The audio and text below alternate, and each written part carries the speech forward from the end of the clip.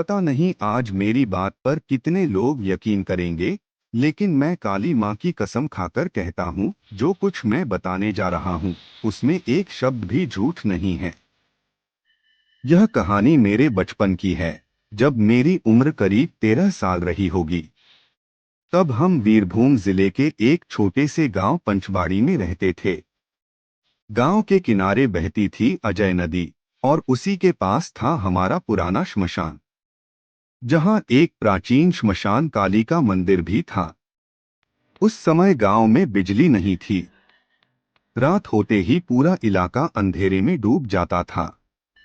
उन दिनों लगातार बारिश हो रही थी। अजय नदी उफान पर थी, उसका पानी किनारों को काटता हुआ सब कुछ निगलता जा रहा था। एक रात कुछ लोग एक शव लेकर श्मशान पहुंचे। बारिश इतनी तेज थी कि जलती चिता भी कांप रही थी। जैसे ही उन्होंने शव को चिता पर रखा, अचानक धरती हिलने लगी।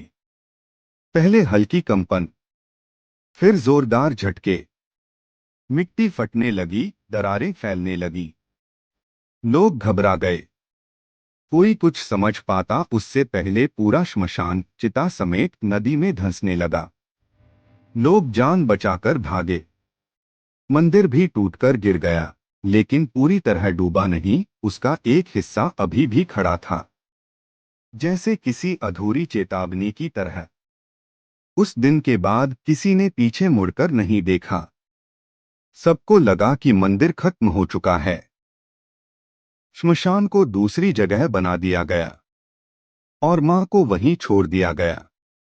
इसके बाद जो हुआ, उसने पूरे गांव की जिंदगी बदल दी।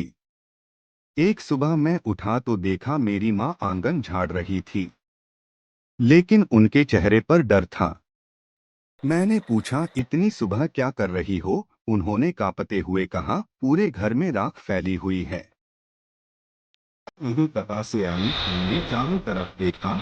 सच में हर कोने में काली राख जमी थी। उसी दिन पता चला, सिर्फ हमारे घर में नहीं, पूरे गांव के हर घर में यही हुआ था। दोपहर को मैं अपने दोस्तों रामू और कालू के साथ खेलने गया। मैदान में पहुंचते ही हमने कुछ अजीब देखा। जले हुए बाल जमीन पर बिखरे हुए थे। तभी अचानक कालू गिर पड़ा, जैसे किसी ने उसे धक्का दिया हो, लेकिन वहां कोई नहीं था। हम डर गए। तभी हमारी गेंद खुद ब खुद हमारी तरफ फेंकी गई। अब हमें यकीन हो गया, कुछ बहुत गलत हो रहा है। शाम को गांव के लोग इकट्ठा होकर ठाकुर के घर गए। ठाकुर गांव के सबसे बुजुर्ग और ज्ञानी व्यक्ति थे, लेकिन उस समय वे बिस्तर पर थे, लकवे से ग्रस्त, हिल भी नहीं सकते थे। जब हमने सब कुछ बताया, उन्होंने धीमी आवाज में कहा, मां नाराज हैं। हमने उन्हें अकेला छोड़ दिया। उन्होंने बताया कि उन्होंने सपना देखा, श्मशान की राख पर मां काली खड़ी थी, अग्नि जैसी आंखें, और उनके पैरों से उठती राख उनके शरीर को जला रही थी। उन्होंने कहा, जब तक मां की मूर्ति को वापस लाकर स्थापित नहीं किया जाएगा, यह विपत्ति खत्म नहीं होगी। लेकिन एक शर्त थी, केवल वही बच्चा जा सकता है जिसे मां बुलाएंगी। सब चुप हो गए। तभी ठाकुर ने मेरी तरफ देखा। तुम्हें जाना होगा। मेरे पिता डर गए। उन्होंने मना कर दिया।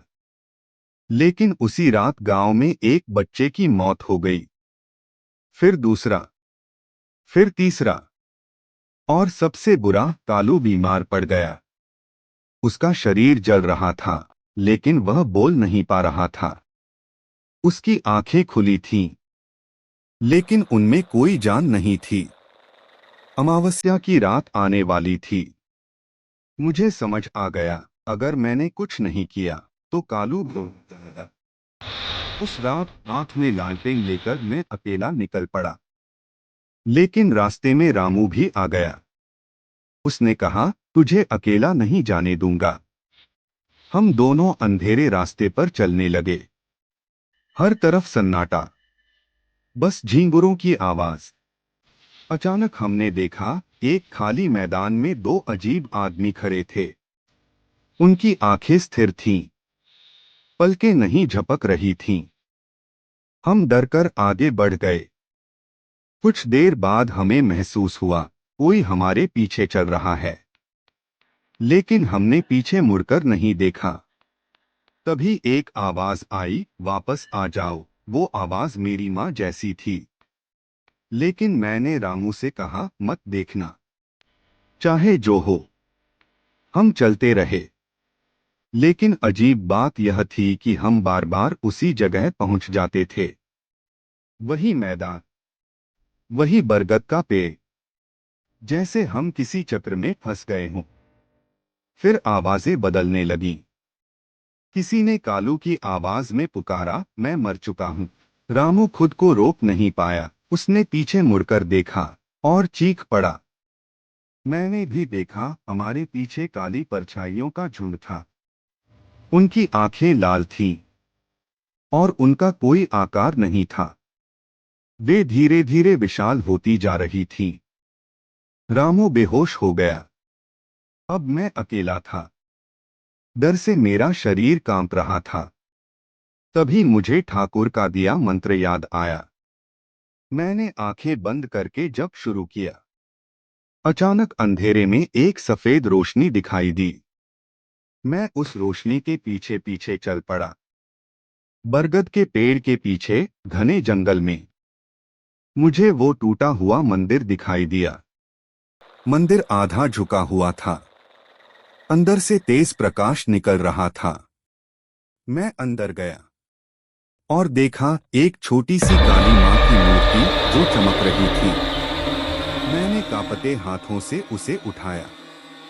जैसे ही मैं बाहर आया, सब कुछ बदल गया। अंधेरा हटने लगा, रास्ता साफ दिखने लगा। रामू होश में आया और हम दोनों गांव की तरफ दौड़े। जब हम गांव पहुंचे, सूरज उग रहा था। लोग हमें देखकर हैरान थे। तुम 2 दिन से कहां थे? हम चौंक गए। हमारे लिए तो बस एक रात बीती थी। मां की मूर्ति को स्थापित किया गया। अगली अमावस्या पर भव्य पूजा हुई और उसके बाद गांव में कभी कोई अनहोनी नहीं हुई। लेकिन इस कहानी का एक राज आज भी मेरे दिल में जिंदा है।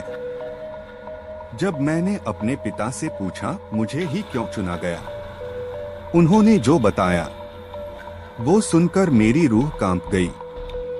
जिस दिन श्मशान ढहा था, जिस शव को नदी ने निगल लिया था, वो मेरे असली पिता थे। शायद उनकी आत्मा ही चाहती थी कि मैं जाऊं और मां को वापस लाऊं। तभी समझ आया, कुछ रिश्ते मौत से भी मजबूत होते हैं और कुछ पुकारें कभी अनसुनी नहीं होती।